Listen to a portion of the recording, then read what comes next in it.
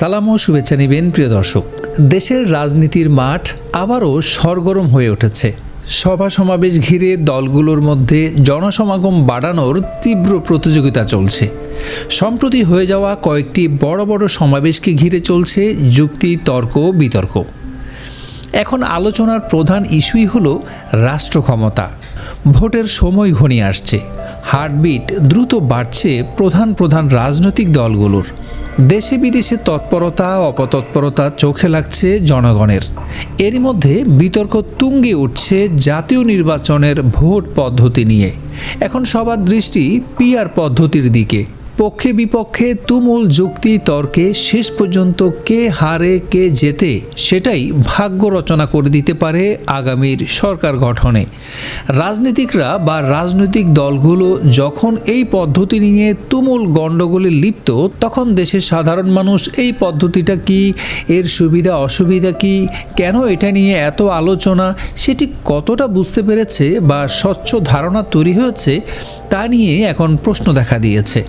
সংবিধান সংস্কার কমিশন ও নির্বাচন ব্যবস্থা সংস্কার কমিশনের প্রস্তাবের ভিত্তিতে শুধু জাতীয় সংসদের উচ্চকক্ষে সংখ্যানুপাতিক প্রতিনিধিত্ব বা পিআর অর্থাৎ প্রপোর্শনাল রিপ্রেজেন্টেশন পদ্ধতি চালুর বিষয়ে কাজ করছে জাতীয় ঐকমত্য কমিশন। তবে প্রস্তাবটি নিয়ে প্রধান রাজনৈতিক দলগুলোর মধ্যে প্রকাশ্যে মতবিরোধ দেখা দিয়েছে। বিএনপি ও সম্ভাবনা 6টি দল ও জোট এই পদ্ধতির বিরোধিতা করছে।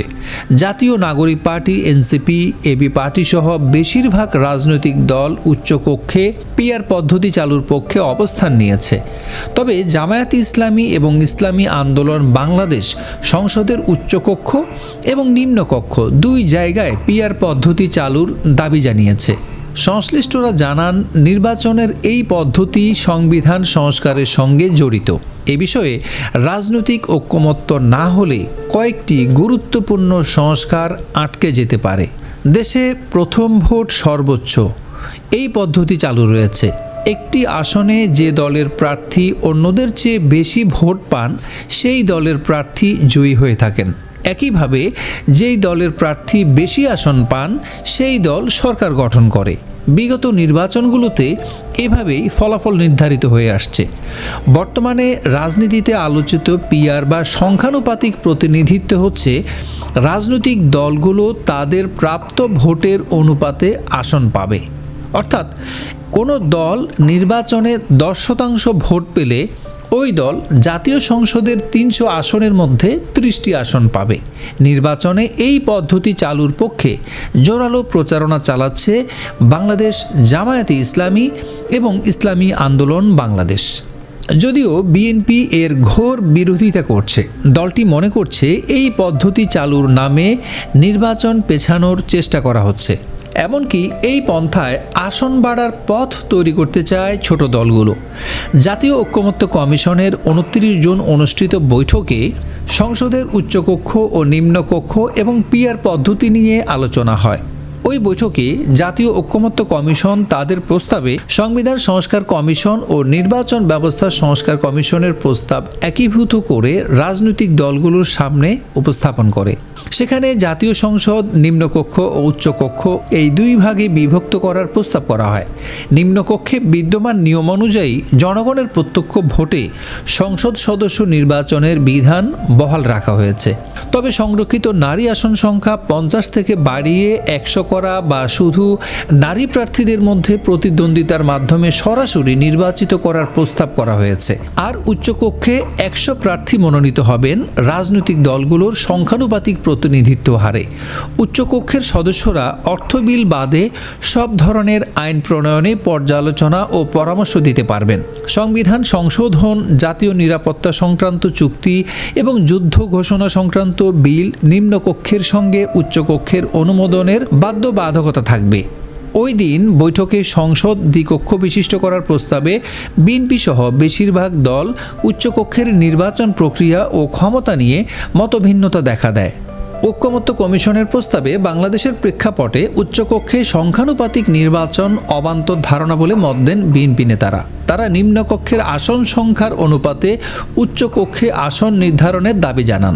ওই মত সমর্থন করে 12 দলীয় জোট, জাতীয়তাবাদী সমমনা জোট, এনডিএম, জমিয়তে উলামায়ে ইসলাম ও লেবার পার্টি। পিআর পদ্ধতির বিরোধিতা করে 1 জুলাই বিএনপি আয়োজিত গণ অভ্যুত্থান 2024 জাতীয় ঐক্য ও গণতান্ত্রিক অভিযাত্রা শীর্ষক আলোচনা সভায় বিএনপির ভারপ্রাপ্ত চেয়ারম্যান তারেক রহমান বলেছেন, সংখ্যানুপাতিক নির্বাচনী ব্যবস্থা ঐক্যের পরিবর্তে বিভক্তিমূলক সমাজ এবং অস্থিতিশীল সরকার সৃষ্টির কারণ হয়ে উঠতে পারে কিনা তা সব রাজনৈতিক নেতাকে ভেবে দেখার অনুরোধ করব। তিনি বলেছেন, সংখ্যানুপাতিক নির্বাচনী ব্যবস্থার আড়ালে আবার দেশের রাজনীতিতে ফ্যাসিস্ট পুনর্বাসনের পথ সুগম করে দেওয়া হচ্ছে কিনা তা সবার গুরুত্ব দিয়ে ভাবা দরকার। নিত্য নতুন ইস্যু সামনে আনলে ষড়যন্ত্রকারীরা মাথাচাড়া দিয়ে ওঠার সুযোগ পাবে। এনসিপি, নাগরিক ঐক্যসহ বেশিরভাগ দল ওই দিনই ওই প্রস্তাবের বিরোধিতা করে। নাগরিক ঐক্যের সভাপতি মাহমুদুর রহমান মান্না বলেছেন, যদি নিম্নকক্ষের আসনের অনুপাতে উচ্চকক্ষ গঠন করা হয় তাহলে এটি নিম্নকক্ষের রেপ্লিকা হবে।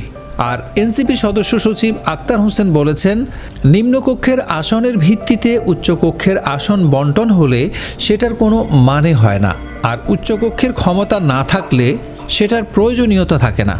অন্যদিকে জামায়াতে ইসলামী ও ইসলামী আন্দোলনের নেতারা উচ্চকক্ষের পাশাপাশি নিম্নকক্ষেও সংখ্যানুপাতিক প্রতিনিধিত্ব পদ্ধতিতে নির্বাচনের প্রস্তাব করেছেন। রাজনৈতিক দলগুলোর মধ্যে এমন মতবিরোধ থাকলে সংস্কার বাস্তব মুখ দেখবে কিনা তা নিয়ে আসলে সংশয় দেখা দিয়েছে। বিশেষ করে নির্বাচন ব্যবস্থা সংস্কার কমিশনের সদস্য ও নির্বাচন বিশেষজ্ঞ ডক্টর মোহাম্মদ আব্দুল আলিম বলেছেন, আমাদের পার্শ্ববর্তী দেশ নেপাল, শ্রীলঙ্কা, থাইল্যান্ড, ইন্দোনেশিয়া সহ বিশ্বের অন্তত 90টি দেশে পিআর পদ্ধতি চালু রয়েছে। বাংলাদেশে এই পদ্ধতি চালু হলে সেটা হবে একেবারেই নতুন। যদিও এই আলোচনা অনেক আগে থেকেই রয়েছে, এতে ভোটের অপচয় কম হয়, ভোটারদের কাছে দল দায়বদ্ধ থাকে। তবে এই পদ্ধতির ইতিবাচক দিকের পাশাপাশি কিছু নেতিবাচক দিকও রয়েছে।